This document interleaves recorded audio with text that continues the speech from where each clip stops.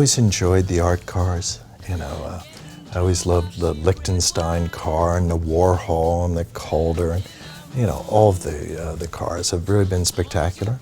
So it's nice to make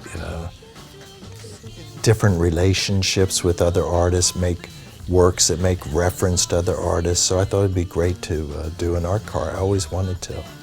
And so, I'm thrilled to have finally done one, to have created one that now, can be seen within some form of context with these other cars. It's a dialogue, and, everybody has kind of created a car within this kind of platform, or at least it's about a car.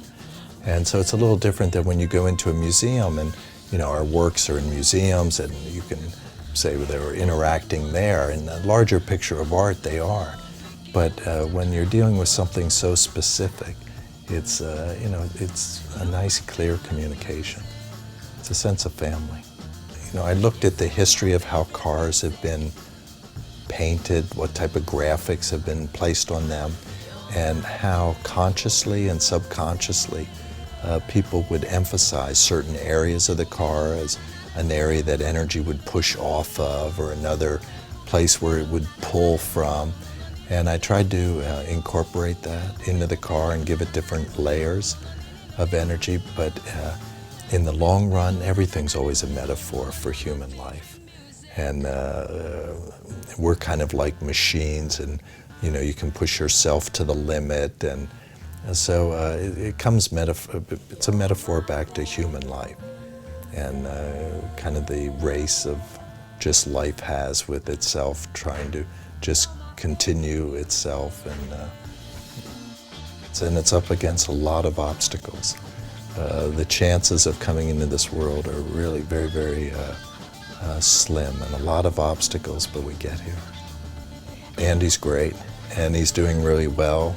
He just won a championship, a world championship in, I think it's Monza.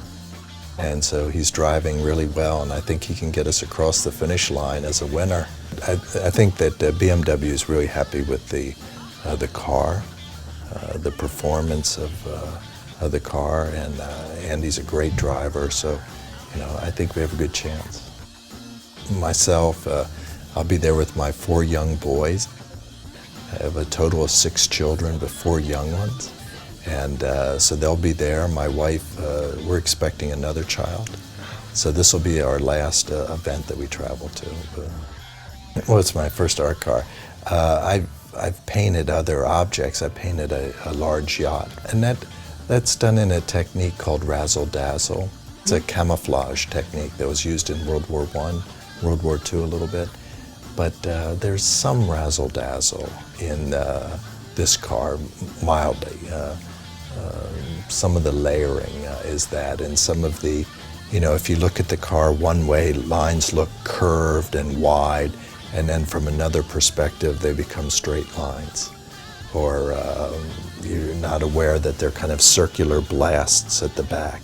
And if you line up basically where the driver is behind you, they see the circular blasts. What changes due to the perspective, if you look at something in 2D, like in an engineer's perspective, you kind of get a clear view, but if you look at things at different angles, then to line up on a 3-dimensional form, you get that type of change.